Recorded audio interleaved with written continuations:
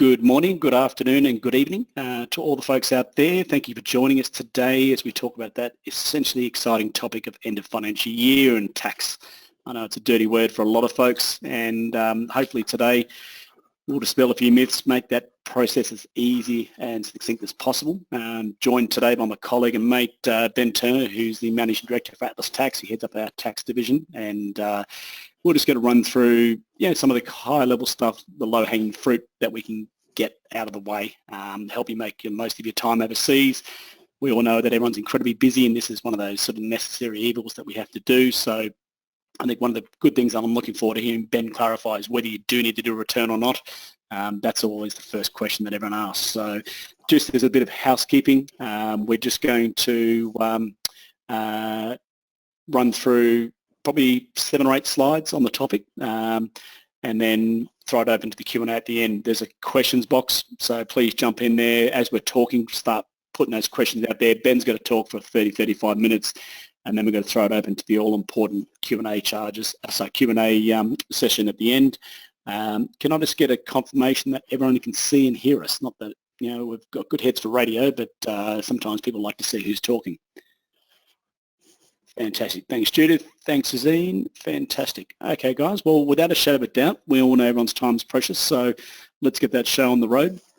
And I'll thank you, Natalie, as well, too. You can see us there, which is great. So my name is Brett Evans. I'm the Managing Director for Atlas Wealth Management in the Europe, Middle East and Africa region. We have 2 offices in Dubai and Australia. I had the pleasure of working with folks from Mumbai through to London down to Cape Town. James Ridley, my colleague who runs the Australian office for Atlas Wealth, he runs Asia and the Americas, and then Ben has the privilege of working with clients in every single country around the world. So welcome, Ben. Just a couple of housekeeping items here. We'll run through disclaimers. You'd never talk to a professional without having a disclaimer written up. We've got to keep the lawyers happy at the end of the day. What this disclaimer essentially means is that any information that you have the privilege or pleasure of listening to today is for informational, educational purposes only. Guys, if you do need specific questions answered or results given, please reach out to a professional. Obviously, Ben and I and the rest of our team are always here to help. When you are putting your questions in the questions box, if they are personal and we can't answer them, then we'll certainly let you know and try and give you as best answer as possible. But some we have to tread very carefully in terms of what we do and don't do with a lot of folks.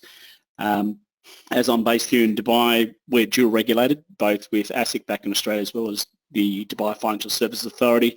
And what that means is essentially we have to have separate disclaimers. So here's a disclaimer for keeping our office in Dubai nice and compliant as well. Who is the Atlas Group? Well, Atlas Wealth is essentially a combination of entities that pertain to different tasks and roles that we do. We have the privilege and pleasure of working with clients in over 45 countries. We have lots of regulators that we have to keep happy. That in turn gives our clients a peace of mind that they're dealing with a regulated firm and the advice that you're getting is compliant. Everyone you talk to at Atlas in an advice capacity is degree qualified in that specific role. So you're not talking to people who are selling used cars 3 weeks before and now trying to tell you about financial advice or tax. We've got a lot of background and experience and years behind us. So any information that we talk about, we're talking with experience. This is a bit of a chart on who we are as the Atlas Wealth Group. As you can see there, we've got the mortgage division, the wealth management, financial planning, asset management division, as well as the tax division. So essentially, we all work well together just to help clients make the most of their time overseas, keep you away from the pitfalls, keep you away from the landmines, and most importantly, help you return to Australia with more in your bank than you left with originally. On the agenda today, essentially we're going to run through some of the key topics that we find are the burning questions for a lot of expats. So when you need to return, lodge a Australian tax return, deductions, rental properties, stage 3 tax cuts, which are coming through the pipeline, HECS help and student debt considerations. Hot off the press, Ben's going to be talking about the residency ruling that was released last week. So that's only just come out. This is a follow-up from the announcement back in October, and then most importantly the Q&A. So as we're talking, so you don't forget your questions, chuck them in the chat box, put your questions up there, and we'll get through the questions as they come through. Right, guys, well, I'm going to hand it over to Ben, and he's going to start talking about tax returns, which is very exciting. Thanks, Brett. It's a pleasure to be with you all today. I'm looking forward to giving you some information on your Australian tax obligations and hopefully giving you some information that you weren't quite aware of prior to that, or if you did know it all, then that's great. You can pat yourself on the back and say that you're up to date. First thing I want to talk about is, when a tax return is actually required in Australia. It's surprising how many clients actually come to me and say, I've just found out I needed to lodge a tax return after X many years overseas, and so I thought I'd just make it clear to people when your tax return is actually required. Effectively, it's when you've got Australian taxable income to disclose, and that can include losses as well. So as an Australian tax resident, that's pretty broad. It includes your worldwide income in most cases, and as a non-resident, that's a little bit less broad. It includes really just your Australian sourced income. There is another circumstance where you might be a non-resident with no taxable Australian income that you still need to do a tax return for, and that's when you've got a HECS or a help debt, now known just as help debts. From the 2018 financial year onwards, the ATO requires you to report your foreign income to the ATO if it's over the threshold for help repayment, so that you can make sure you continue with your repayment of your help debt. So that's the final circumstance that you would typically need to lodge an Australian tax return. There's a few myths that I'd like to sort of dispel, or things that catch clients up. You'll often find people say, oh, I had a small amount of income, but it was below the tax-free threshold. For someone who is a non-resident for the full year, you don't get any of the tax-free threshold. That isn't, that's not available to you, nor is a 19% tax bracket. So the first dollar that you earn of Australian taxable income is taxed at 32.5%. So ignore the tax-free threshold. As a full-year non-resident, if you've got Australian taxable income, you'll most likely need to do an Australian tax return. Other people might have rental losses where they are of the opinion, or I've spoken to friends and family who said, oh no, you've got losses, you actually don't need to do a tax return. The letter of the law is you actually should be doing tax returns, that you are required to do that. You've got rental income to include, so that's taxable income.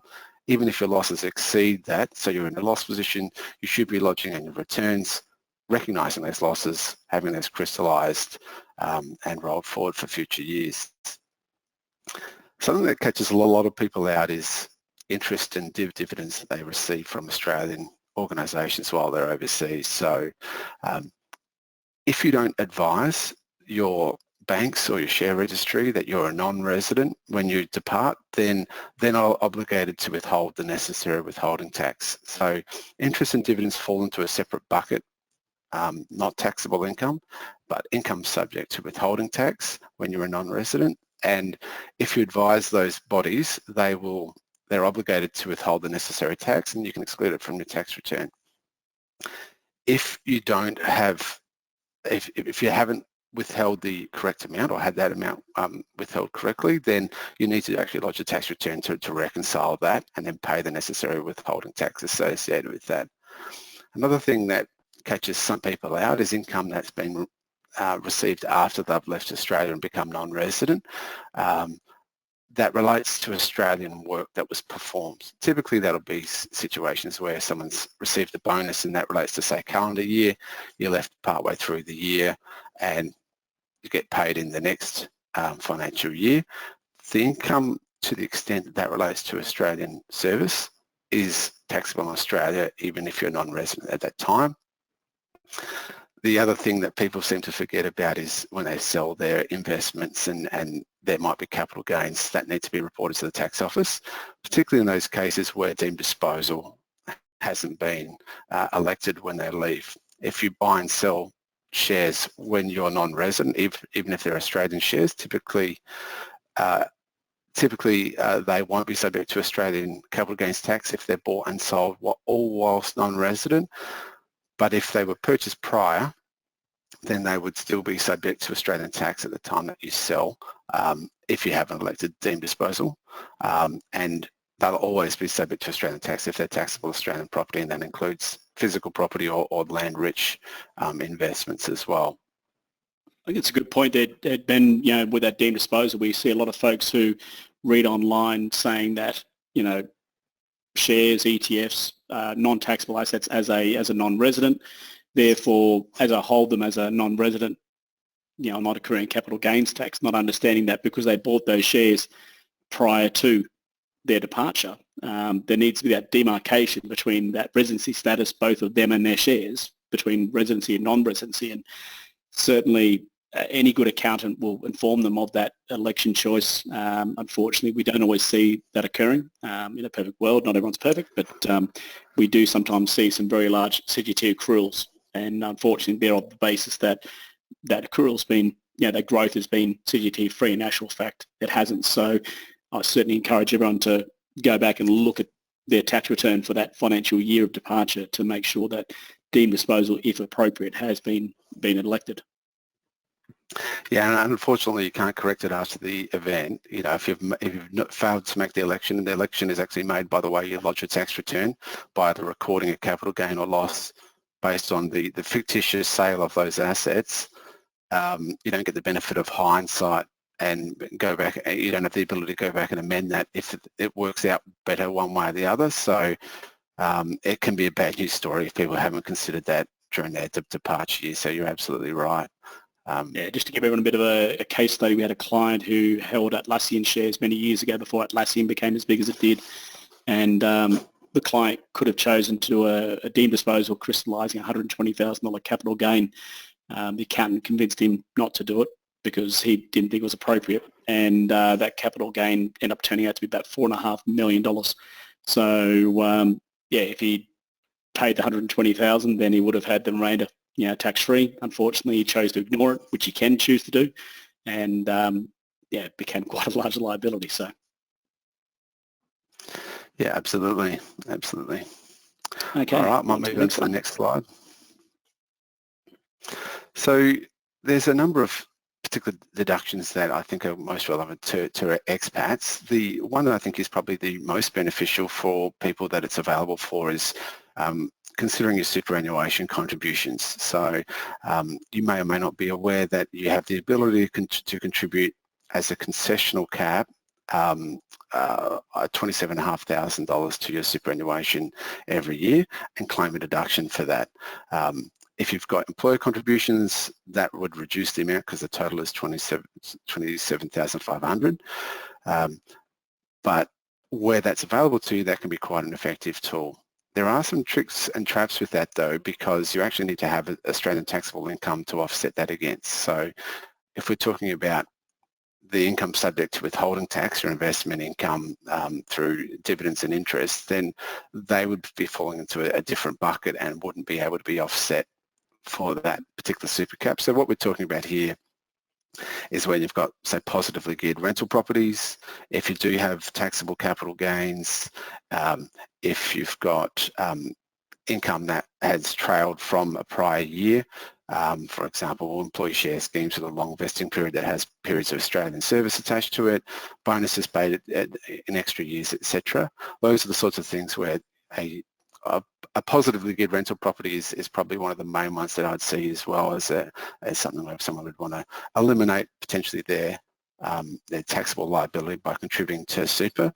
You do need to understand though that you do need to put the funds aside into your superannuation to get that tax deduction. So if you put $10,000 away, you get a tax deduction for $10,000, and then the tax benefit you get back isn't the $10,000, it's the tax rate of typically 32.5% on that $10,000. So you do need to understand that that is money that you're putting away into superannuation. But for a lot of expats that I talk to, that is desirable for them because otherwise they're not contributing to super, and they do have this intention to return back to Australia and retire here. So it's always good to have that superannuation ticking away, and a good way to do that. It's also important to note that you have the ability now to go back and contribute up to 5 years historically on your previous contributions caps. So you might have a big capital gain in 1 year and you want to put a big chunk into superannuation. That would be when you might want to use those prior year concessional caps of up to 5 years if you haven't used them up. there's a couple of things you need to be aware of with this, because you need to make the contribution in the year which you're claiming the deduction. So we're almost at the 2023, the end of the 2023 tax year. You need to make a contribution now if you want to claim it in the 2023 tax return. And the difficulty with that is that a lot of clients don't know what their 2023 tax return looks like just yet. So I actually do a fair bit of work with people to basically estimate their year-end tax position just before the end of the financial year to give them some certainty regarding, within a reasonable estimate, what their position is likely to be looking like. They then work out how much they want to contribute to super, make the deposit. It has to clear by 30 June, so you've typically got about 12 days from now if you wanted to do it now to have it clear in time. And then after year end, when you've actually worked out the actual tax position, you lodge a Section 290 form, which is your intention to claim a deduction. So out of the amount that you have deposited as a contribution, you elect how much of that is treated as a tax deduction. The remainder is not taxed in the fund, but you don't get a tax deduction as well. So there's some good parts of that, but some that's not as advantageous.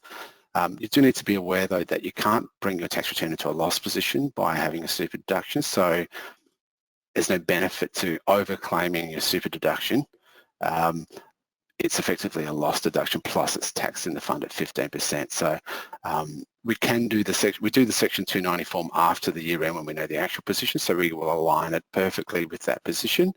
But the initial deposit is a little bit of an estimate unless you've got really good understanding about how things are going to be sitting.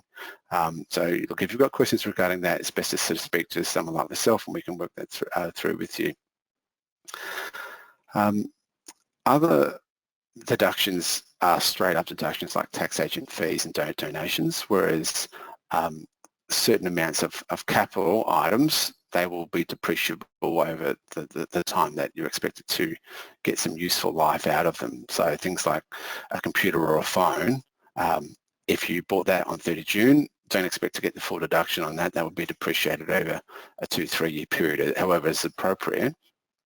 Whereas you paid tax agent fees or donations, you get the full deduction for it. So if you do have certain things where you're doing tax work now and you're expected to be finalised in the next couple of weeks, by bringing forward the payment of some of those things into this financial year, you get the benefit now.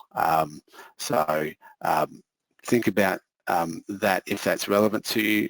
Where I've seen that be of particular relevance to some clients is if it's in their departure year and they have the next financial year, they're full year non-resident with no Australian taxable income, so potentially don't need to lodge returns.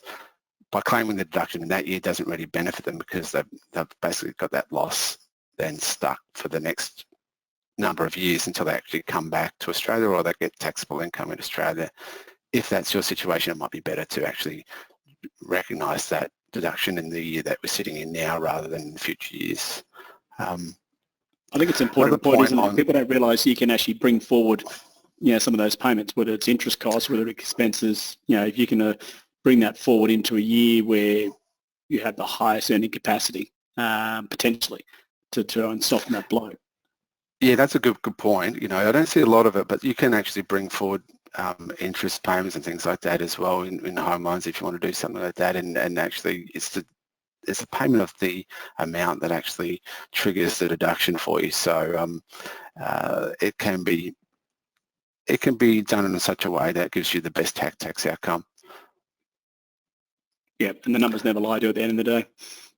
Yeah, exactly. So the other thing I wanted to touch on was that the work-related deductions typically need to be considered in relation to expats against the income that they are associated with. There needs to be a connection to the deduction to the accessibility of that income. So if you're a non-resident and you're earning income overseas, typically that won't be accessible to you. So accordingly, those deductions won't be deductible either because they relate to income that isn't taxable. So bear that in mind as well. I also wanted to mention actually the working from home rate, which was brought in during COVID, the special 80 cents rate, that's been phased out in 2022. So 2023 returns, yeah, revert back to the normal 52 cents working from home rate for those that it's applicable for. All right. So one of the key things that seems to catch people out regarding rental properties is some of the immediate deductions versus depreciable items. That's often characterised as an item that is subject to a repair versus a replacement or an improvement. I like to think of it as whether or not you're actually improving something or getting something new versus putting something back into the state that it was originally in. So an example would be if you had wanted to paint your rental property, then effectively that's not an improvement, it's just restating it to how it was. If you had floors that needed to have holes filled and be resealed, the sanding of those floors, filling those holes and sealing would be a repair. But if you went to the step of replacing all the floorboards and putting new tiles down or carpets or something like that, they would be an improvement. So improvements are considered capital and need to be depreciated over the life that they're considered to be, depending on what category they fit in. It might be a capital works or a capital allowance. Capital allowances are typically depreciated at much faster rates than capital works, which is typically 40 years. So bear that in mind. That's the sort of analysis that I'd need to do in people's tax returns to work out, and typically it sits in the repairs bucket, but I need to sort of dissect that quite often and figure out what's depreciable as opposed to immediately deductible. There's another thing that seems to have caught a number of clients out, and that's people who have been in this situation where they haven't been lodging returns annually, even though there is that annual requirement. They might have been in losses, they might have thought it's not really relevant based on that. Where it becomes relevant is when they look to sell that property, and especially if they're a foreign resident at the time, then they want to complete a foreign resident capital gains withholding variation. The tax office won't entertain a variation without getting all your prior year tax returns up to date, because obviously there might be extra tax due or there might be losses that are attributable to that, so they need to get those records in order to actually approve that form. But what a lot of my clients have found is if they're going back 10 years, they just can't find the records to substantiate some of these things. So by the letter of the law, they shouldn't be claiming deductions that they can't substantiate. So it's a real sort of bad news story that if you go to lodge returns after the event, then you don't have the records for it, that those deductions aren't essentially claimable. You've typically got a 5-year obligation to hold on to records, but that doesn't apply if you actually haven't lodged those returns yet at all. So I would encourage people to do things annually. Then after 5 years of having your returns lodged, your lodged return becomes the record. You can dispose of the underlying documents. If they haven't been challenged by the ATO in that time, that is the evidentiary evidence that you need to substantiate what your cost base is and those items and their carrying forward value as well. So I do encourage people to do that on an annual basis. So a few years ago now, there was, by the former government, an announcement of tax cuts that was going to be put forward in 3 stages. So the first 2 stages have gone through. The third stage is legislated, and there was a bit of uncertainty as to whether or not they were going to be actually rejected by the new government that came in, but they've stuck to them. So we are, by all intents and purposes, expected to receive these tax cuts next year. So it's not the 2024 year, it's the 2025 year. So they're quite beneficial, and for people in the highest marginal tax rate, it's about a $6,000 a year savings, so it's actually quite significant. I've got on the screen the resident rates because it's a bit more complicated than the non-resident rate. All you need to do to work at the non-resident rate is to take out those first 2 brackets, the tax-free threshold and the 19% bracket. From the first dollar, you'd be taxed at 30 cents in the dollar instead of those other brackets, up to 200,000. So effectively, if you hit 200,000, you're at $60,000 plus 45 cents for every dollar you earn over that. So the movement in those rates is that the 37% tax rate has been removed. The 32.5% tax rate has moved to a 30% tax rate. So quite advantageous for those to sort of come through. Where it might be relevant to some of in the PowerPoint there. Sorry, Ben, I've just realised that we put 32.5 on the bottom line. It should be 30. Oh, yeah, okay, yep, should be 30%. Yep. Where this might be relevant to expats is if you have the option of putting income into one particular year or the other based on a particular transaction, you might just want to sort of defer it to the next year because there might be a monetary saving that could be significant to you in that. So bear that in mind.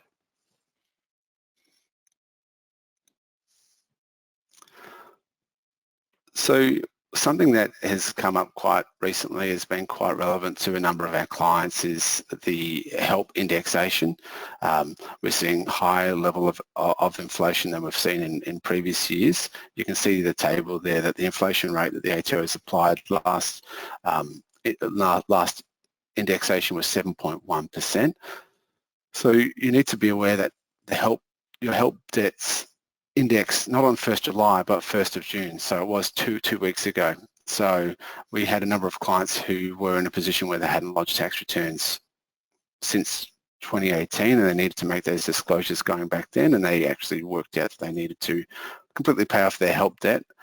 It made sense to them to actually pay that off prior to that indexation jump on 1st of June, and then they weren't hit with that 7.1% indexation. I also had other clients that understood the benefits of that. They weren't in a financial position to pay off their HELP debt, and maybe they didn't have it due, but they may have it due in this following year. So I just wanted to, I guess, flag that as a potential planning exercise for people who think that might be relevant to them. From what I can see on the current inflation figures, it seems like our inflation may be similar to the last year. So, you know, anything worse than getting stung once with that, a big inflationary jump, is to be stung twice. So keep in mind that this might be something that you want to take advantage of next year to repay your HELP debt before that indexation bump, so that you can have the funds available to actually do that. I also wanted to share, I guess, a bit of an anomaly which I sort of found with one of my clients, and it wasn't sort of deliberate, but it was a situation where they lodged all their returns and had their HELP debt completely moved from the HELP debt liability transaction line in the ATO portal to an actual tax debt. By moving it to your tax debt, even though they hadn't paid it off by 1st of June, it then wasn't subject to the actual indexation. They entered into a payment arrangement at that same time to pay it off over 2 years, and surprisingly to me is that the ATO didn't actually levy any interest on that payment at all. So they effectively had 2 years to pay that off, and yes, they've got to pay it monthly, but they've got a situation where they've crystallised what was their pre-indexed amount and paid it off over 2 years without any sort of interest. So to me, I think that was a significant saving. I don't know if that is something that is an ATO concession they're doing at the moment, but that they may change their policy on when they impose interest. But it's interesting to note that that was an added benefit for that particular client.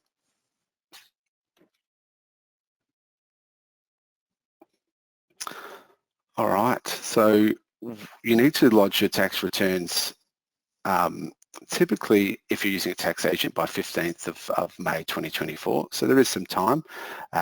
If you've got outstanding returns from a prior year, then that actually reverts to 31st of October 2023, so not very far away. So that catches some people out. They think, oh, this year I've got to 15 May, even though I've got outstanding returns. No, if you've got outstanding returns, you can either lodge them and then the ATO will often give you that extension through to 15 May. Otherwise, it does revert to 31st of October. If you're not using a tax agent, your tax return deadline is 31st of October, so only a few months away. There are some instances where people have quite a significant tax bill, and if you're a high income taxpayer, typically owing more than $20,000 a year, then you would need to lodge a tax return by 31st of March 2024. So just wanted to flag that if you are looking to get your lot lodgement extension and you're not using an agent currently, you would need to get onto a tax agent list by 31st of October to enable that extension.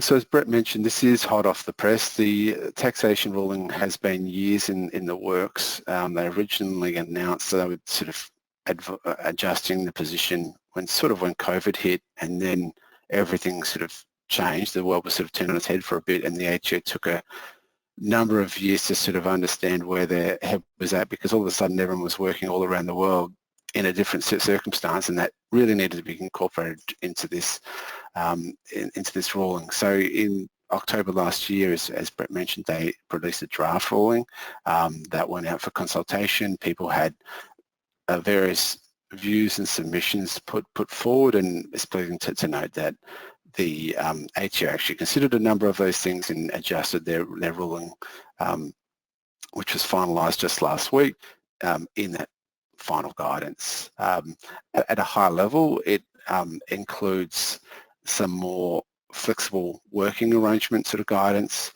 as well as a number of extra examples, which are, in my view, quite welcome.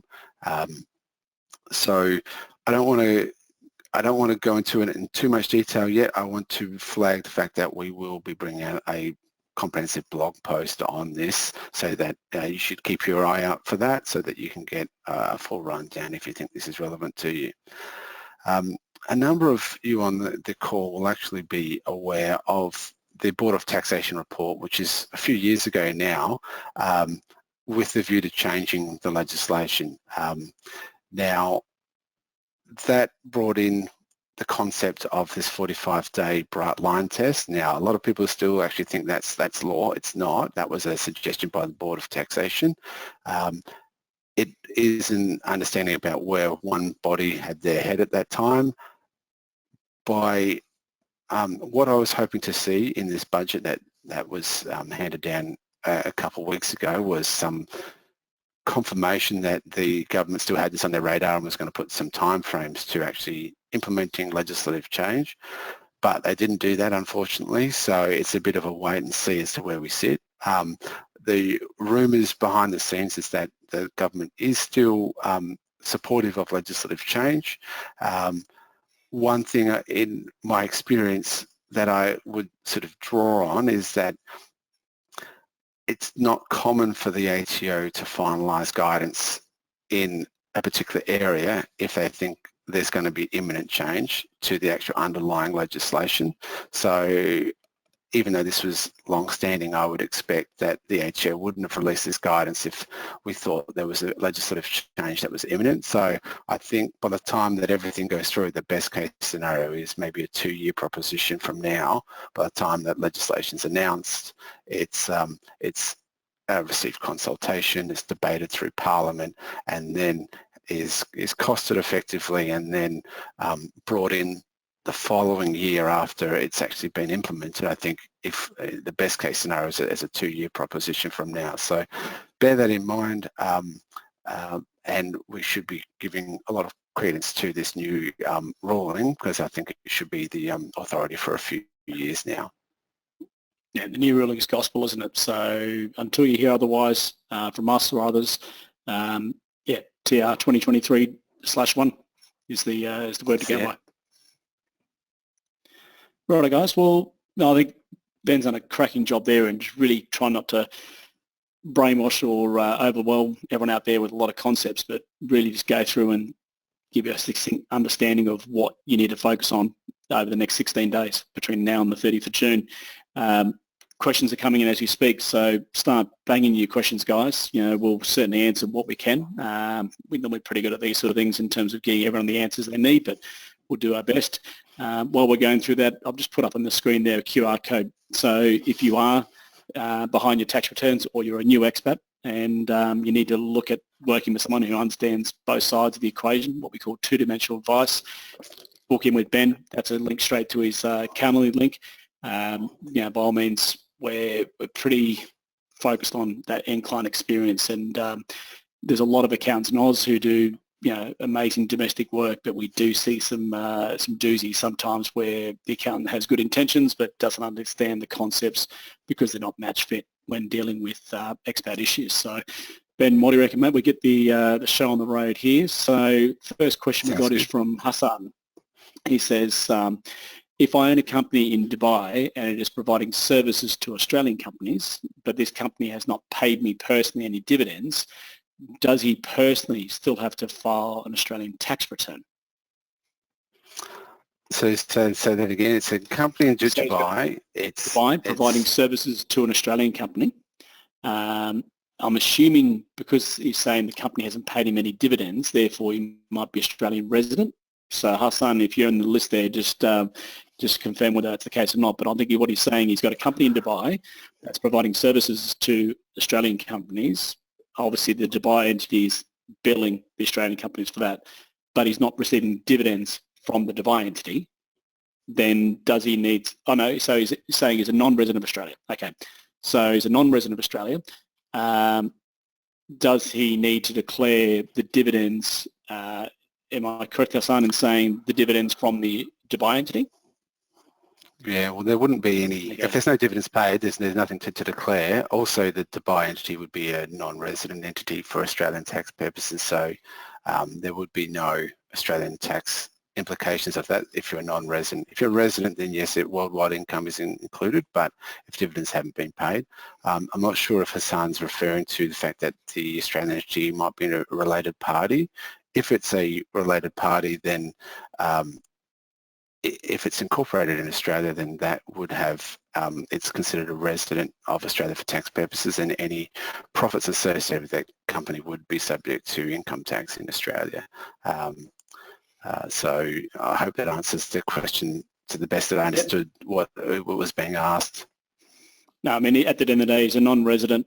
So as a non-resident, you only declare in Australia as part of a tax return Australian sourced income, whether it's dividends, salary, those sort of things, rental income. So doing work for an Australian company doesn't make that income Australian sourced when you're then paying out a dividend. Yeah, and I think that's where he's probably getting confused is when, say, for example, you might have an ABN with a sole trader and then you move overseas, but you still keep invoicing through that ABN back in Australia. I think that's probably where a bit of the confusion comes from. Yeah, definitely. Yeah. Okay, next question from Scott. Can you actually buy shares if you're non-resident? CommSec have told me I can't buy since I've declared myself a non-resident. So, and I'll take this one if you want. Yeah, that's probably more your warehouse. Yeah, essentially what we're seeing right now is a lot of platforms in Australia saying this, and it's not a legislative reason, it's an internal compliance policy reason. At the end of the day, we have this thing called the Common Reporting Standard. What it means for Ben and myself and all my colleagues, a lot more paperwork, and CommCircuit is saying, look, expats are a very small percentage of our client base. We don't want the extra headache of paperwork of dealing with this. There are other platforms, Scott, that allow clients to do this. We do it on a daily basis. In actual fact, we've got about 185 million, the last count, of Australian expat assets back in Australia on Australian platforms doing exactly this. The problem is CommSec, ANZ, CMC, NabTrade, the list is growing on a monthly basis in terms of all the businesses in Australia saying, look, no more non-residents.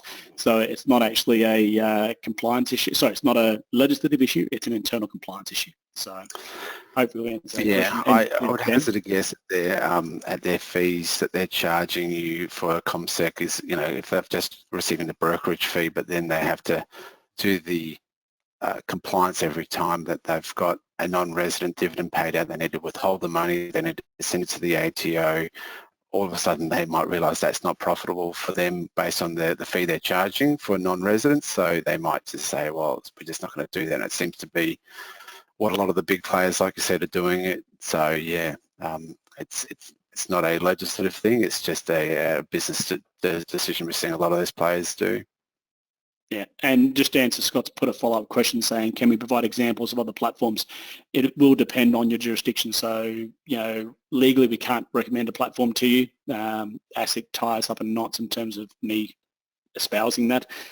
If you do want to reach out to us in the background. You can either, I'll just change the screen here so you can sort of see our contact details, atlaswealth.com, jump on there, reach out to us and contact us, and we can sort of run through those scenarios. But unfortunately, for the same reason that CommSec can't accept you as a client, legally we can't tell you based on your jurisdiction. Even I just noticed there you put in your jurisdiction, I can't actually legally tell you what platform to use because it is what we call financial product advice. So then you would take that information and run with it, which would obviously make ASIC very unhappy.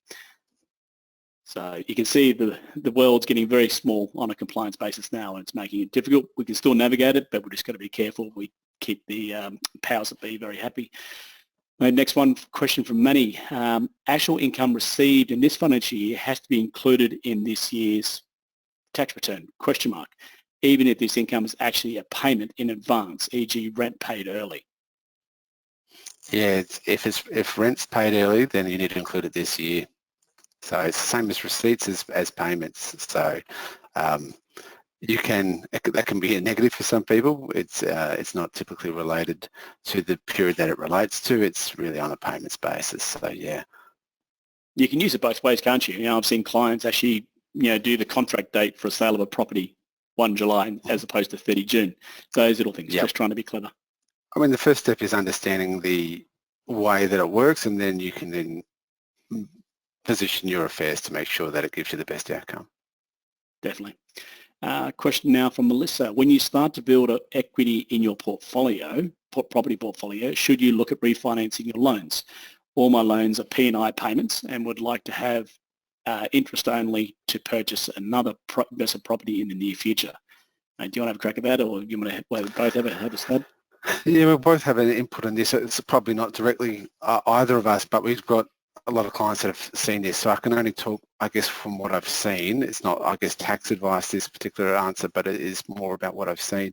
I seem to see a lot of lenders that don't really like lending to non-residents. They get a bit scared about that sort of situation. So I think it does depend quite specifically on who you're with. Sometimes by switching to interest only is definitely an investment decision that you can consider. Often you'll get a better rate doing it with your existing provider than going to someone externally as a non-resident. But if you speak to Atlas Mortgages, he might be able to, Jeremy might be able to point you to some really good deals that are going with particular lenders. He's definitely across all those issues that are associated with that. But if you want to maximise your tax deductions and not pay off principal, which could be used for other funds, then the strategy, interest-only strategy is perfectly acceptable. Typically, you'll find that interest-only loans are for a fixed duration. They may not be forever. So, and also they're typically at a higher rate than a principal and interest loan as well. After the last Royal Commission sort of came out, they have to be priced effectively differently. I think it also comes back to the investment premise behind what you're doing. We see people buy properties just to create interest deductions. To me, it's a gamble because even if it's a $500,000 property, you could be trying to save $20,000 it will generate $20,000 worth of income deductions by way of interest costs. But if that property goes down 10%, you've just created a $50,000 headache on your capital item as well too. So as to whether you should do that, to me it's more so a lot of expats do fall on the trap of paying down their debt too quickly and pushing their properties into positive cash flow. The other side of the equation we're seeing right now is with rental payments in Australia going up so rapidly. People who historically have always been negatively or passively geared are now going to positively geared. So the question is whether do you want another property, or are you better off refinancing your existing portfolio, drawing equity out and doing something else with it? It's not a matter of seeing how many properties you can do. As long as you want 10 properties, you've got 5 and that's your pathway, that's fine. But you can certainly take equity out of those properties, put it into non-taxable assets, shares, ETFs and those sort of things, which are non-CGT accrual. That's another way as well. So there's a lot of different ways to skin that cat. Question from Ron. Can I change my existing super fund while being an expat, as I think my current super fund has not been doing well since the last few years? Mate, I'll take that one if you want. The answer is yes. Sure. Super's agnostic to residency versus non-residency. The exception to that is self-managed super funds, but I won't go down that rabbit hole because Ben and I will be talking for the next hour on that. At the end of the day, with super, you can roll over your fund to any fund you want. ASIC's been pretty good recently. They're putting on these heat radars in terms of underperforming funds to really put it on, the spotlight on some of these funds. So to answer your question, Ron, 100%. And the fact that you're not probably contributing 10% or 10.5%, which is what your colleagues back in Australia are contributing to their fund, now more than ever it's so important to review super, because sometimes ongoing contributions can mask underperformance, and you can still look at it's going up, but it's going up because you're contributing or your employer is contributing on a monthly basis. When you move overseas and those contributions aren't going into the account, that's when you really see the true light of day, whether your fund is doing the appropriate thing or not. So, Ron, if you have a question, atlaswealth.com, mate, send your details through, and always happy to have that chat. Question from Erdem here, Ben. What are the rules surrounding CGT for non-residents who may wish to sell an investment property? Yeah, so I guess I'm assuming it's an Australian investment property. If it's not an Australian investment property, then it could be a foreign asset that may not have any CGT on that. So put that, I guess, to one side. Assuming we're all talking about an Australian rental property, then effectively that would be subject to capital gains tax. The things, I go through a bit of a multi-step process when sort of dealing with this. The first is whether or not the main residence exemption applies at all, and you're probably aware that from late 2019 that was effectively removed for non-residents, and the real trigger for that is if you are non-resident at the time of sale being the contract signing date. So if you're non-resident at the time of sale, then effectively you will have no main residence exemption available to you at all, which can be a disastrous outcome. Think of a situation where someone left after it being your main residence for 20 years, left on one day, signed a contract, you potentially be up for 100% capital gains prior to other CGT discount. So it's a real bad outcome. So my recommendation is don't sell any property while you're overseas without talking to someone like myself, so you understand the implications.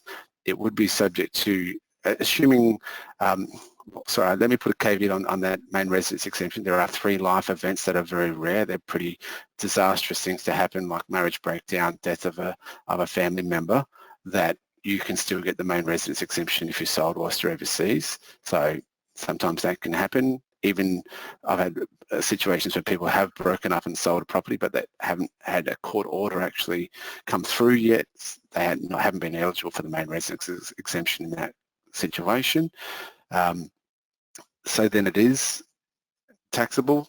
I then would work out the portion of the capital gains tax discount that's available to you. So it's not the full 50% if there's periods of non-residence in your ownership period. The longer you're non-resident over the ownership period, the lesser that 50% becomes, typically on a pro rata basis, although there is a few different ways of calculating. It depends on how long you've owned it. If it's pre-2012, etc., there's additional market value methods you can consider do. So the short answer is yes, it would be taxable assuming you've made a gain on it.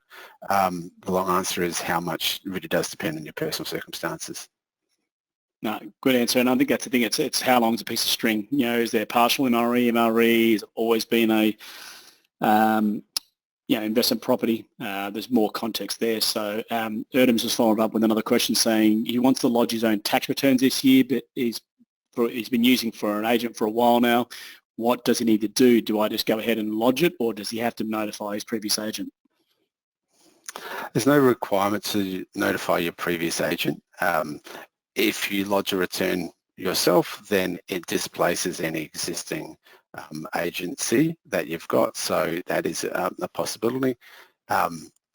If you've got complex matters, though, I would encourage you to use an agent, but that's definitely a personal position depending on how it is. You may see that your last year's return was relatively straightforward and you could replicate that. By all means, then it's your prerogative to then lodge yourself. Okay, fantastic.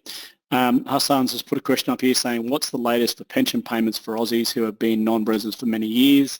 Do they still get pension or not, or is it prorated? Mate, do you want to have a crack at that, or do you want me to take care of that one? I'm happy for you to sort of touch on the Okay. pension payments. It's not so much of a tax question as opposed to sort of retirement. Definitely, mate. So Hassan, essentially, I think you're probably referring to the age pension, which is not to be confused with an allocated pension, which is what a superannuation account becomes once you go into retirement. So if it's an age pension you're referring to, long story short, it's getting harder. No surprise there. The government doesn't like handing out money, and they'll get out of it if possible. When it comes to getting a age pension, if you reside in a country that has a social security agreement with Australia, which a lot of countries don't have, so you need to first look that up, then you can apply for the age pension, which is a 2-year waiting period. If you reside in a country that doesn't have a social security agreement with Australia, you'll need to go back to Australia, apply for it, and then come back out again. Also, too, when you come back out, there's a pro-rating process, which I won't go into today because that's another webinar itself. But the answer is yes, you can get it, ...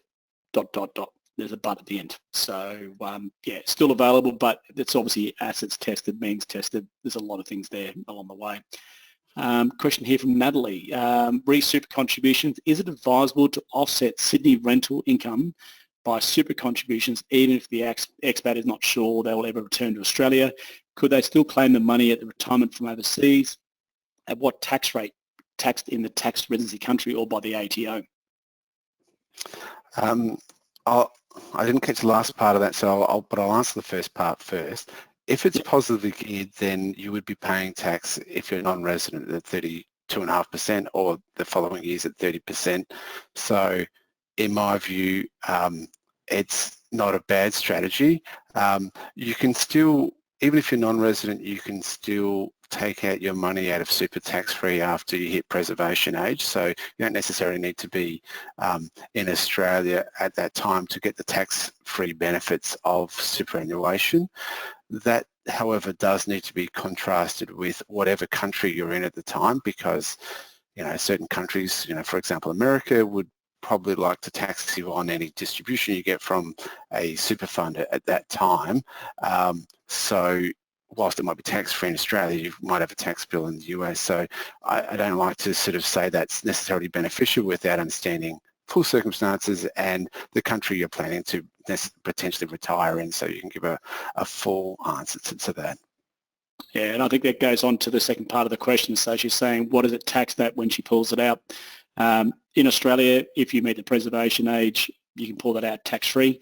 But as you, I'm glad you put that point, you know, it's the two-dimensional advice. It's the other side you've got to worry about. In the US, they still are the leaders of the Plato Society for Tax in terms of not acknowledging Australian super accounts as foreign pensions. They treat them as trusts, foreign grantor trusts, and we have seen people who thought they were being clever by drawing out all their super in one lot, and then the US has turned around saying, well, that's assessable income, and they've taxed them on those amounts, and depending on the size of your balance, it could be quite a sizable tax rate. We know in France, for example, they will tax you on income but not capital returns. So there's all these sort of, there's that very complex other side that you have to understand. But, you know, to answer Natalie's question, you know, certainly the numbers don't lie. Work out an Excel spreadsheet. If you're going to pay 32.5% tax versus 15% tax versus how you get the money out on the other side, it's not too hard to work out, but everyone's situation is certainly different. Question here for Tony. Could you please give a bit more detail about this new residency ruling? Any key takeaways? I probably don't want to go into too much detail on the residency rule at the moment. I think what I give now is probably not going. I mean, it's a lot of it is very similar to the draft ruling, but it is available, readily available if you want to have a look at it. And you know, I would defer more detailed comments until a blog post. But there's nothing groundbreaking in the sense of some main changes. There was a couple of areas that they narrowed their scope in how they assessed residency position under particular tests, which I think were welcomed, but it's hard to explain in a quick discussion. I'd prefer to put it in the post. I think also too what it does is gives us some examples, you know, case studies that sort of provide some real world applications of it. So yeah, as Ben said, there's a lot of areas we could go down there, but we'll get a blog post out to you guys shortly that will give you that sort of lay of the land. But to me, nothing's really changed. Like, expats shouldn't suddenly change their behaviours because of this ruling, but it just gives us as professionals more context in terms of how to sort of navigate those narrower areas rather than the broad understanding of how the four tests currently work. Question here from Luke: can you please explain about the time requirements for residency rules? I noticed that it seems to not just be looking at a long-term lease on a property for a habitual abode, but the time in the country as well. So I'm assuming he's referring to the time outside of Australia in that place where he's deeming to be a non-resident. So can you say that again there, Brett? Yeah. So can you please explain about the time requirements for the residency rules? I noticed that it seems to not just be looking at the long-term lease of the property, so overseas obviously, sure. habitual abode, but the time in that country as well. So if you move to Dubai and you take out a 12-month lease on a property here, how much time you're actually spending in Dubai? Yeah, I mean, the residency test, one of the residency tests looks at a permanent place of abode as part of the domicile test. So if you're an Australian citizen, you're considered a resident unless you've got a permanent place of abode outside of Australia.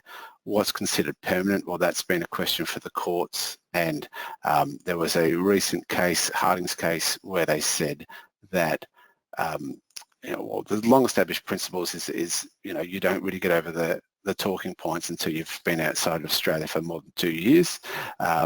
It does need to be combined with additional factors, effectively to say that you've picked up your life and moved it overseas as well. So that involves cutting ties with Australia, etc. But in Harding's case, the question was, what does it mean by permanent place?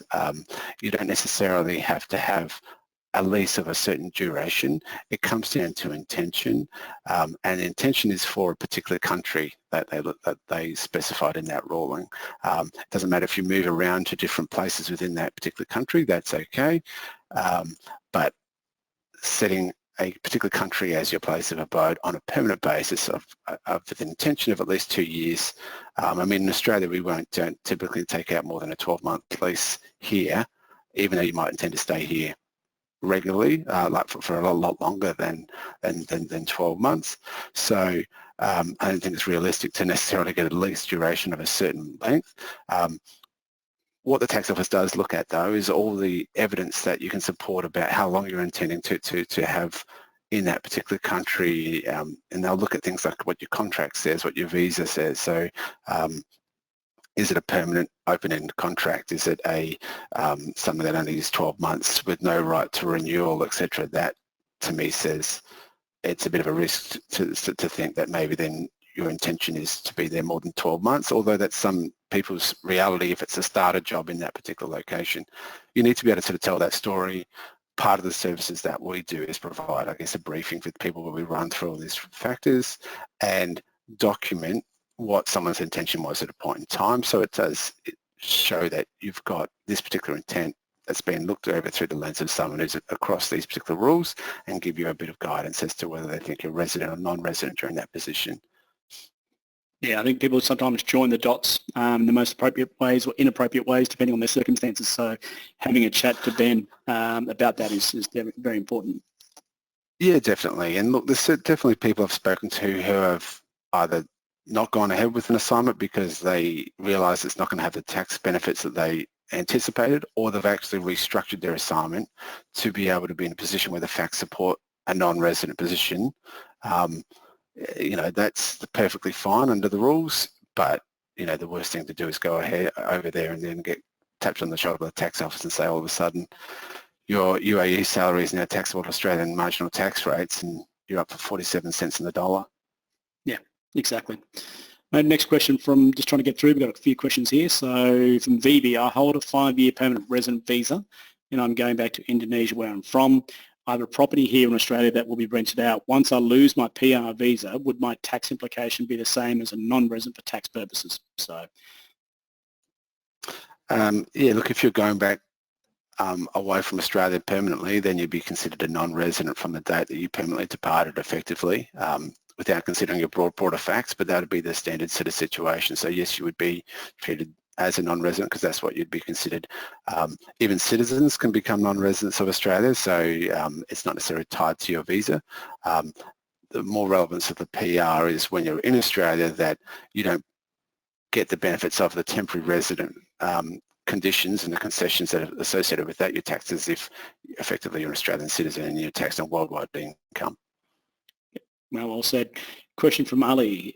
If both partners living overseas, with one partner working overseas and the other partner only visits Australia and does some work for a couple of months, does the first partner is tax resident? So I think what Ali's saying is, two people living overseas, one person goes back and visits, does a bit of work, does it affect the other person's tax residency?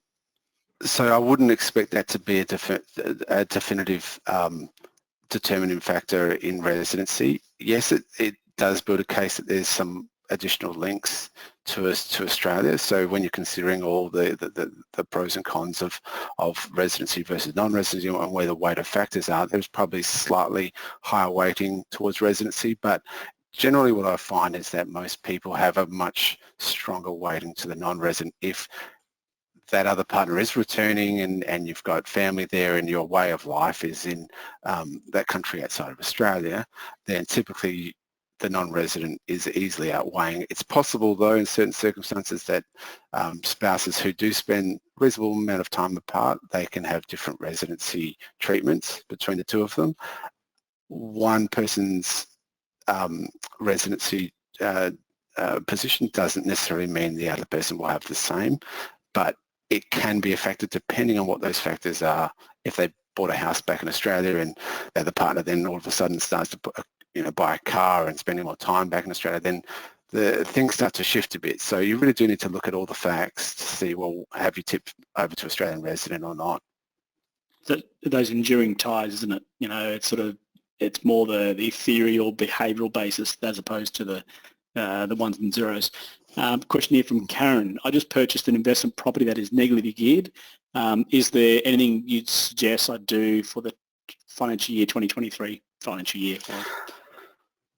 Something that a lot of people do is look at if a quantity survey report would be beneficial to you. Obviously, it's an immediate deduction for the quantity survey report. They're about $800-900 depending on who you go through, and they effectively outline depreciation of the building components and the depreciable items within that. The rules sort of tighten up on what you can claim, but the quantity surveyors are all across that and they should be able to guide you as to whether that's going to benefit you.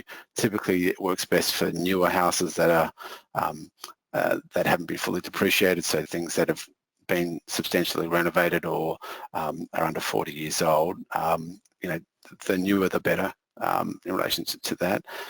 Other than that, probably wouldn't recommend too much else other than that. Other things probably involve you spending significant amounts of money to improve things, and that really then comes into whether or not you're going to get the payback on the rental for that. So it's probably not so much of a tax driver.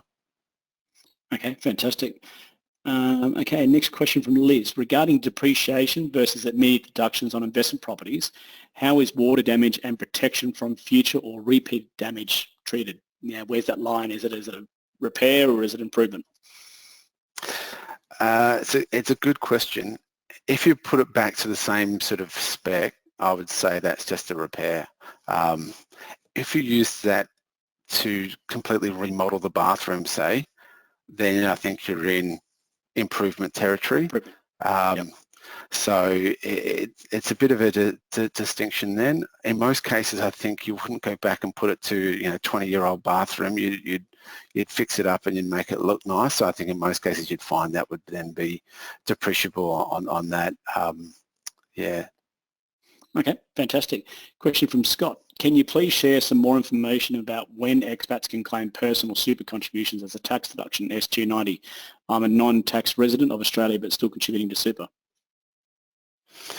So you can claim a tax deduction when you've got Australian taxable income. So that isn't, like I mentioned that's not interest or dividend income. That's if you've got capital gains, that is taxable. Now, a lot of people won't be if you've done deemed disposal, but if you did have an Australian property that you sold, then that would be taxable as ordinary income and subject to the income that you could use as a deduction against.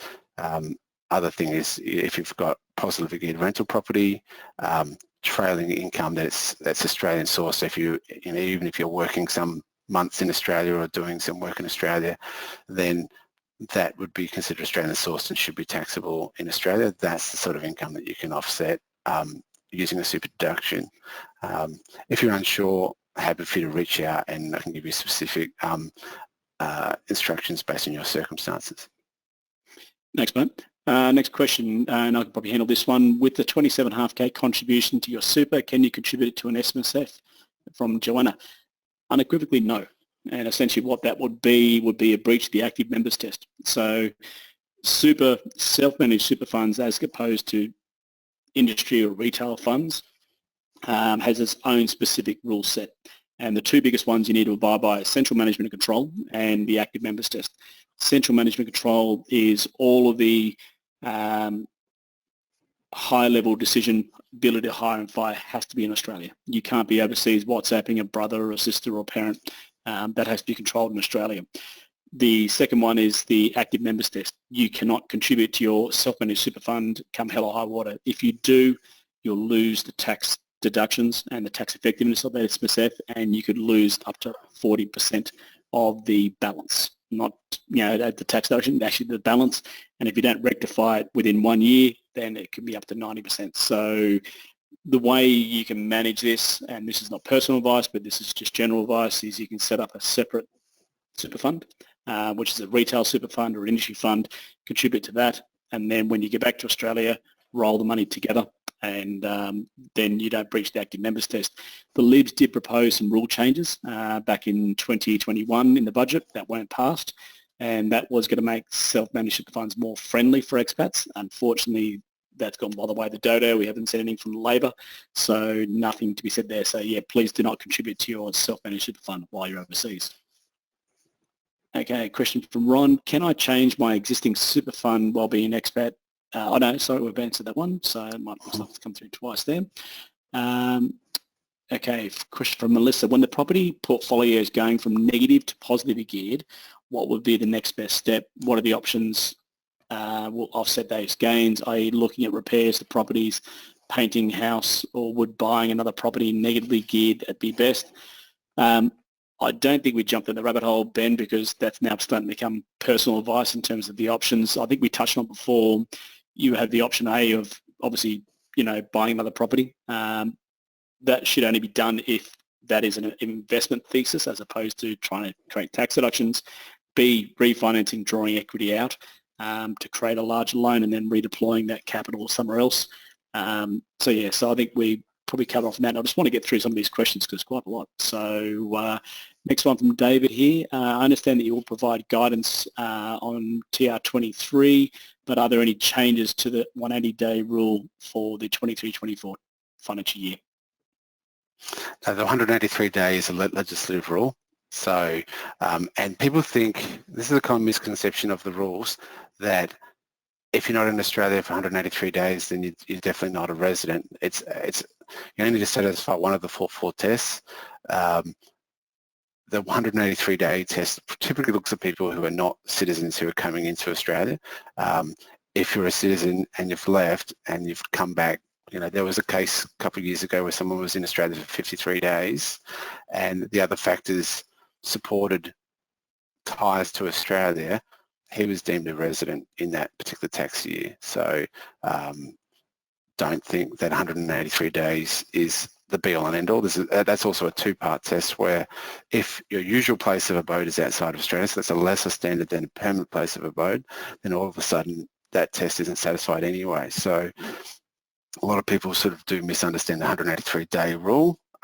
So you should really consider that in a bit more detail before sort of thinking, oh, no, I'm safe because I'm outside of Australia for more than 183 days.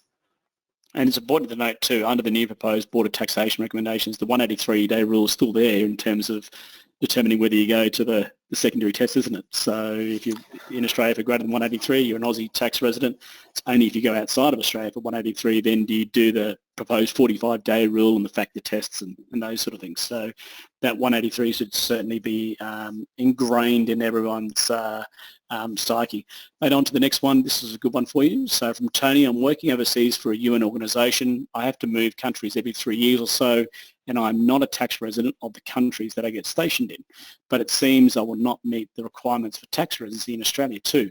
Does this mean that I will be a tax resident of no country? Are there any major pitfalls of this arrangement? Typically, to be a resident of nowhere, there isn't negatives except for, so look, working for a UN organisation typically has particular exemptions associated with the income derived anyway, so you might be eligible for that. So that's just kind of a side point. But the detriment of a non-resident in Australia is around things like capital gains if they are applicable. So as a non-resident, if you bought taxable Australian property like a rental property and then sold it, you wouldn't get any capital gains tax discount for the period of non-residency. So there's some of those things. Obviously other countries would have specific rules based on their circumstances where they might tax non-residents at a higher rate, etc. But typically it's pretty good to be in that sort of category for the general taxation. Yep, fantastic, mate. Question from Liz. How long after the end of financial year can the S290 form be lodged as long as it is given to your ATO return? So it's a good question, actually. I've not had one rejected based on time period, so but that being said, I typically action them, you know, with before lodgement is my routine. So I need to go take that notice and actually have a look to see if there is a delay. I'm not sure if, Brett, if you actually know there is a time I've frame seen some on pretty that. late. No, I think the most later, I've seen one almost 12 months later, but they were late lodging as well. But I think the issue is as long as you do it when you lodge, you're okay. But if you lodge and then do the form, as you know, the ATO doesn't like you going back, sort of changing returns after the fact. Yeah, so I mean, I'd have to look into the nuances to see if maybe the lodgement date was the trigger for that, because sometimes they are a bit tough on that. But I haven't seen a rejection to date. You've got to remember that Section 290 has probably only been in for about 5 or so years where you can actually personally contribute. So it's relatively new in the scheme of things. Yeah, I agree. Question from Jude is, what is the tax rate of a non-resident for superannuation being fully drawn down and as a tax resident? I think we covered that before. Tax super's agnostic to residency, so anything involved, you know, in super from an Australian point of view, whether you're resident, non-resident, in drawdown phase, it's tax-free. The big question is going to be on your other side, the country of domicile, you know, how they treat it. And if you're in the UAE, there's nothing. If you're in France, United States, there's everything, and then everything in between. So just be careful on that. Question for Caroline. How long do I have to be back in Australia to avoid CGT if I sell my main residence? So obviously you're talking re-engaging the MRE. Yeah, I get this one a lot. The short answer is you need to be back one day, but you have to be a resident on that day, right? So the circumstances of which you become a resident is that you've effectively you meet one of the residency tests. So if you were to resume residency, you wouldn't resume residency if you then took off the next day after that. There's no fixed number of days necessarily for you to be a resident. You need to consider all the factors. So my answer would be different to as if you had a permanent place of abode potentially that you could go back to overseas. If you'd sold up or given up your lease and moved all your belongings back, then maybe you could be back in Australia a week. It would require additional support though for you to show that you've done these things that really shows that you had an intention to make Australia your home again, and then that would be okay. You need to be aware of the provisions in the legislation for tax avoidance. So if you concoct a scheme that is that the principal reason is to avoid tax based on that scheme, then the HEO can disregard the tax benefits of that. So if they consider all the factors that are on the table and they come up with the idea that this was not a genuine resumption of residency, they could reject that. So you need to bear that in mind. There's no definitive number though, so I think if you've got specific circumstances, you probably want to sort of talk to me so I can talk through, I guess, the nuances of your situation and see, well, what's feeling safe to do that. Because a lot of people do return to Australia to actually sell.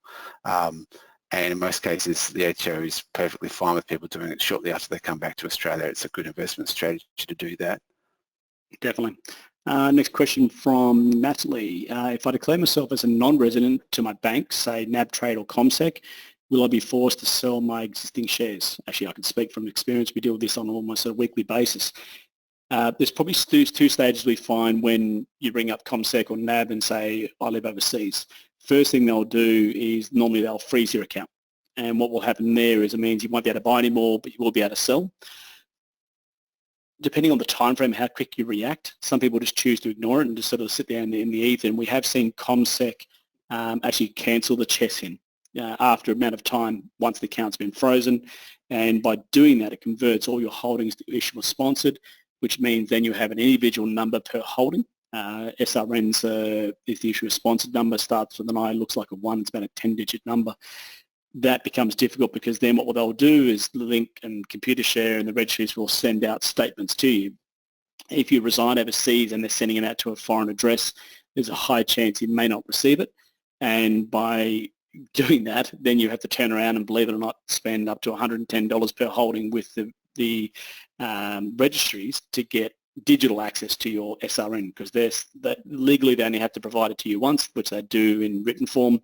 If you don't get that written form, then you have to pay for it again. So long story short is, yeah, you're better off acting before you, as in moving your account before you tell them, because if you don't, and people ask us all the time, what happens? I don't do it. I just leave it as a Sydney or Brisbane address. Well, the problem with that is then your account has been categorised as a resident account.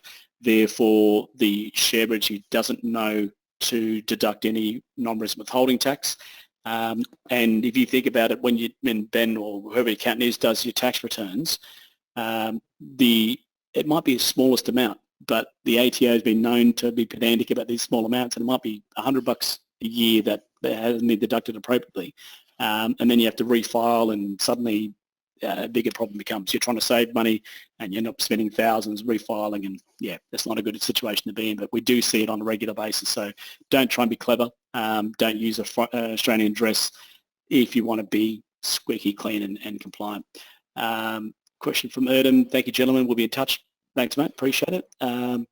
Question from Scott. But the agent may be on the assumption that they are still needed, so we'll start the work. Likely change it. Charge you for. Oh, okay, so what I think Scott's referring to there is when they're using a tax agent and then converting to doing it themselves. Yeah, you definitely need to communicate that with your tax agent. Question from Judith: how is capital gains tax on an investment property calculated? So I think don't give the 2-hour response, Ben. Probably just the 1 minute at a high level. Yeah, I mean, effectively it's what you sell it for minus the cost that you've paid for it, and that includes things that are not just the purchase price, but also stamp duties and real estate agent costs and any improvements that you've made, add back any deductions that you've taken from depreciating the buildings or those particular items as well. So there's a multi-stage sort of process to work through the 5 elements of the cost base. But you know, that's something I do day in, day out if you need the assistance. Definitely. So Scott says, I was disconnected earlier, so not sure if my question went through. Can you please share some more information on when expats can claim personal super contributions as a deduction? I think we've covered that one. Next one from Andrew. Is it possible for husband and wife to have different tax residency because one partner spends more time in Australia than the other? Yeah, I did mention that, and yeah, the answer is yes. Yep.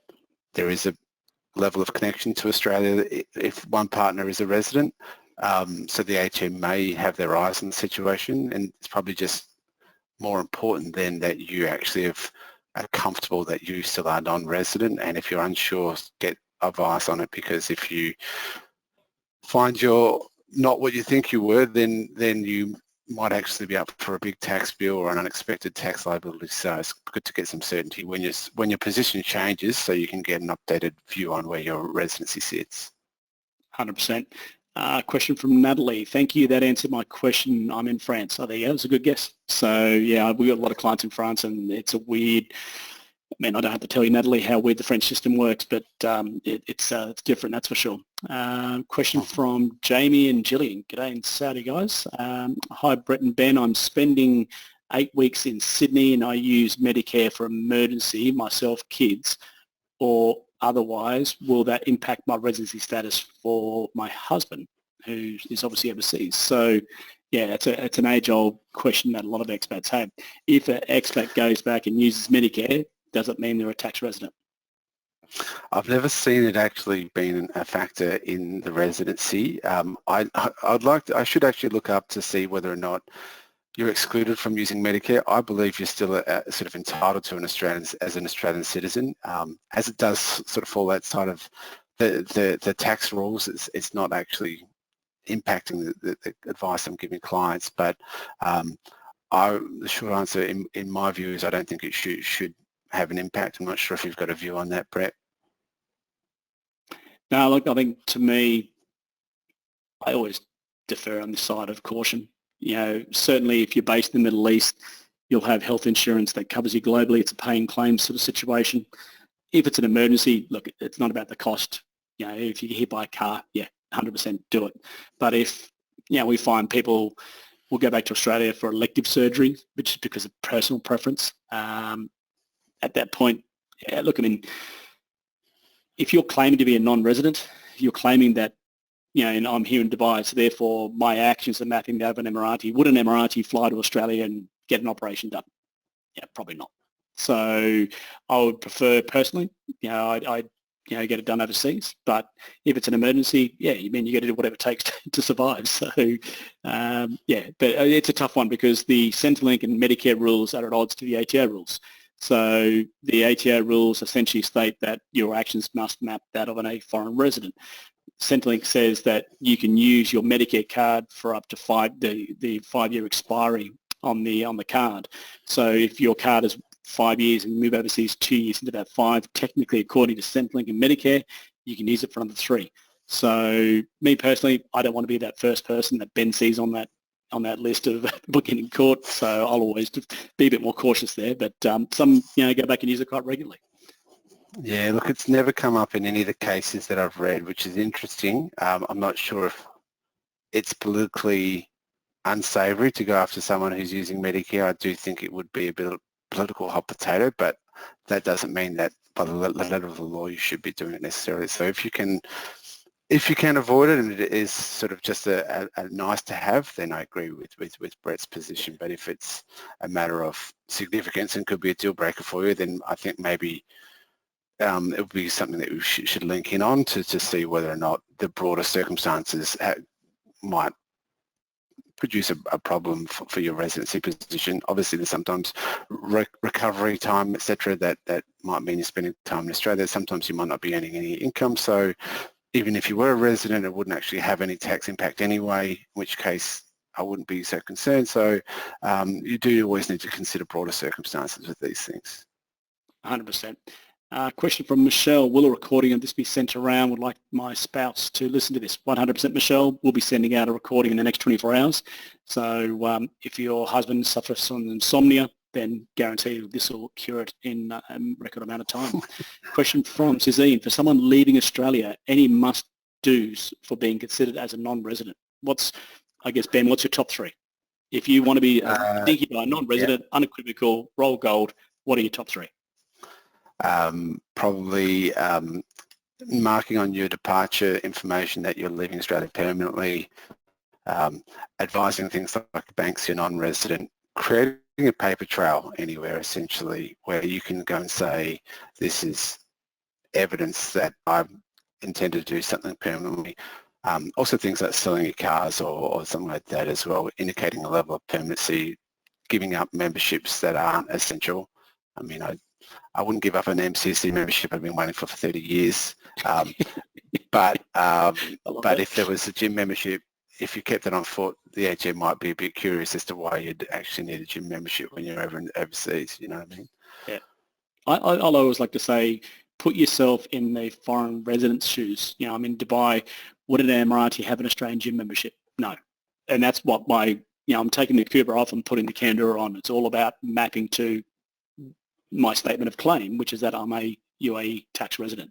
So I think I've always said to clients, and I think everyone sort of understands that concept. Would an Emirati or would a French person or an American person or Singaporean person have that? If they wouldn't, then that should be the litmus test. Mate, we'll do one last question and then we'll wrap it up for folks there.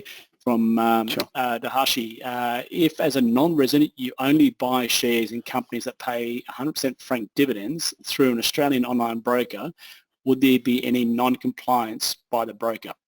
Okay, I'm not sure what Dahashi's meaning there in terms of... So look, it's a good question. So obviously fully franked dividends are not subject to withholding tax because they've had that necessary withholding tax paid through the franking credits. So effectively there would be none. There'd be no issue, even if you'd said that you're an Australian resident. I think that's what you're alluding to. So you're not telling them that you're a non-resident.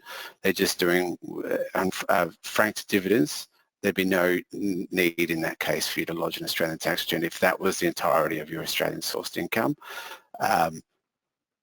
You're always at risk that sometimes a company doesn't have a franking credit available to them, and they then have to do a withholding tax. That they're paying an unfranked dividend, in which case then you're in the same boat. But yeah, if they historically are always paying franked dividends, then that might be something that you'd say is actually works for you. Yep, I think that's great. So I think we'll leave it there, mate. We've had an hour and a half of everyone's time, and I think that's enough information. Guys, with respect to obviously TR 2023 that was just released, we'll be doing a blog article. I've just put our social media pages up there. We do talk at scale. So if you don't follow us on socials, if you want to know when this is released, certainly go to those pages, follow us there. Also, too, you can go to atlaswealth.com. We do get the ability for clients to be able to register for pop-ups so that you do get notified when we have new blog articles, so go there. Ben, thanks very much for your time, mate. Thank you to the audience. Amazingly, everyone's still here joining the journey. So thank you very much. We'll be sending out a copy of the recording as well as the slide deck. Any questions, don't talk to me, talk to Ben. He knows more than I do about this sort of stuff. So thank you very much, and I'll bid everyone a good day. Fantastic. Thanks all. Thanks.